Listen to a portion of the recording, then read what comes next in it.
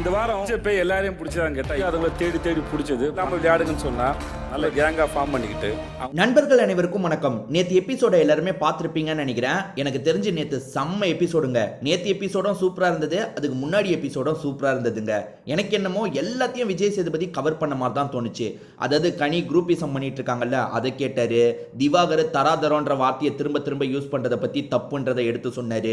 அதே மாதிரி கட்டி பிடிச்சது நீங்கள் தப்பாக ப்ரொஜெக்ட் பண்ணீங்க, அதாவது அவங்களுக்குள்ள வயசு வித்தியாசம் இருக்கு, அதை போய் நீங்கள் அப்படி பண்ணதை வன்மையாக கண்டிக்கிறேன்னு சொன்னார். ரம்யா ஜோ அந்த ரம்யா ஜோ ஒரு அண்டர்ஸ்டாண்டிங்லேயே இருக்கணும்னு நினைக்கிறாங்கல்ல, அது தப்புன்றதை சொன்னார். எல்லா விஷயத்தையும் ஏறக்குறைய சொன்ன மாதிரி தாங்க இருந்தது.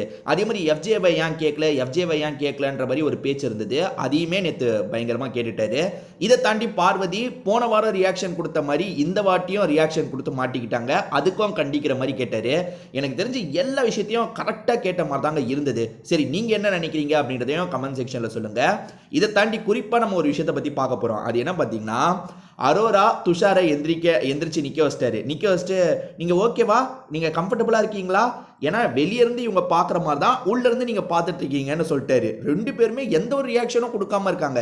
சார் அப்படிலாம் இல்லை சார்னு கொஞ்சமாவது துஷார் பேசுறதுக்கு ட்ரை பண்ணியிருக்கலாம். அவர் பேச விட மாட்டார் விஜய் சேதுபதி. நம்ம பேசணும்னு நினச்சாலும் இந்த இடத்துல பேச விட மாட்டார், ஏன்னா அவர் சொல்ல வரது தான் சொல்லுவார். இருந்தாலும் துஷார் இல்லை சார் நான் முயற்சி பண்ணுறேன் சார், அடுத்தடுத்த வாரங்களில் நல்லா விளையாடிடுவேன் சார்னாவது சொல்லலாம். அது கூட சொல்லாமல் அமைதியாக பொம்மைங்க மாதிரி ரெண்டு பேருமே நிற்கிறாங்கங்க. அவர் கலாய்ச்சிட்டு இருக்காரு, உள்ள ஏசிலாம் கரெக்டாக இருக்கானா, தலையாட்டுறாங்க கரெக்டாக இருக்கு சார். கொடுமைங்க, கலாய்க்கிறது கூட தெரிய மாட்டேங்குதா, இல்லை தெரிஞ்சோ தலையாட்டுறாங்களா என்னன்னு தெரியல. அதாவது துஷார் உண்மையாலே அரோராவும் சரி துஷாரும் சரி கேமை என்ன பண்ணுறாங்கன்னே தெரியலங்க. வீட்டில் யோசிச்சு பாருங்க, துஷார் கமருதீன் கூட சண்டை ஏற்பட்டது பார்த்தீங்களா, அப்போதாங்க நல்லா வெளியே தெரிஞ்சான். இதை தாண்டி மொத வாரம் அந்த லீடர் டாஸ்க் ஜெயிக்கும் போது கொஞ்சம் வெளியே தெரிஞ்சாங்க. அதே மாதிரி அரோராவும் இவனும் சுற்றிட்டு இருக்கும் போதாவது கொஞ்சம் வெளியே தெரிஞ்சாங்க, ஏன்னா இவங்க ரெண்டு பேரும் பேசி விளையாடிட்டு இருக்கும் போதாவது கொஞ்சம் தெரிஞ்சாங்க. இப்போ இவங்களுக்குள்ளேயும் கொஞ்சம் டிஸ்டன்ஸ் ஏற்பட்டுருச்சு.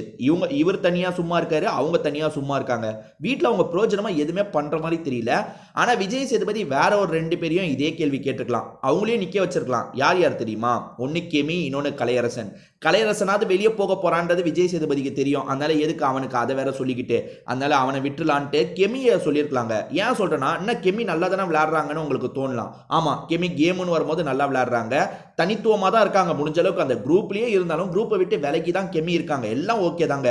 ஆனா கெமி மற்றபடி என்ன பண்றாங்கன்னு பார்த்தா ஒன்றும் பண்ணலங்க. அதாவது ஏதாவது ஒரு டாஸ்க்ல ஏதாவது சொல்ல வேண்டி வந்ததுன்னா இன்னைக்கு வரைக்கும் பார்வதி தாங்க சொல்றாங்க.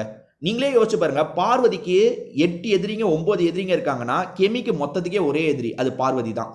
என்ன வந்தாலும் நீங்க வேணா பாருங்க, இதுக்கப்புறமும் சரி அவங்க ஏதாவது சொல்ல வேண்டிய நிலைமை வருது. உதாரணத்துக்கு யாரு சாப்பிட்டு தூங்கிக்கிட்டே இருக்காங்க, ஏதோ ஒன்று வாட்டவர், அது சொல்ல வேண்டி வந்ததுன்னா கெமி என்ன தெரியுமா பண்ணுவாங்க, பேரா பார்வதியை சொல்லுவாங்க. பார்வதி 10 எதிரிங்களை சம்பாரிச்சு வச்சிருக்காங்க, எல்லார்கிட்டையும் மோதல் போக்க இது பண்ணிட்டு எல்லார்கிட்டையும் மோதல் போக்கில் இருக்காங்க. அப்படி நிறைய பேர்கிட்ட நீங்க மோதல் போக்கில் இருந்தால் தான் வீட்டில் தெரியுவீங்க. கெமி அதை விட்டுட்டு இன்னும் பார்வதியை தாங்க பிடிச்சிட்டு இருக்காங்க. ஸோ கெமியும் நிற்க வச்சிருக்கலான்றது என்னோட கருத்து. நீங்க என்ன நினைக்கிறீங்க அப்படின்றத பத்தி கமெண்ட் செக்ஷன்ல சொல்லுங்க, நான் தெரிஞ்சுக்கிறேன்.